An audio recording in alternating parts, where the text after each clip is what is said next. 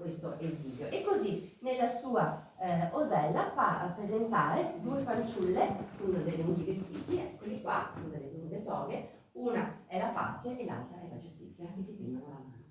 Nel fondo invece dell'Osella, che praticamente sarà un fondo, questa immagine durerà circa un secolo, che cosa c'è? C'è il Redentore in trono, seduto, che benedice che cosa? San Marco, l'altro simbolo naturalmente di Venezia insieme al Doge, che consegna la bandiera della città al Doge inginocchiato. Okay? Ci sono proprio queste tre figure, 1, 2, 3. Poi piano piano nel corso dei secoli sparisce il Redentore, rimane solo San Marco, spesso seduto in trono con un trono a forma di leone, si vede anche un pochino in queste, che dà proprio che consegna, diciamo, in un certo senso le chiavi, insomma il potere al Doge inginocchiato.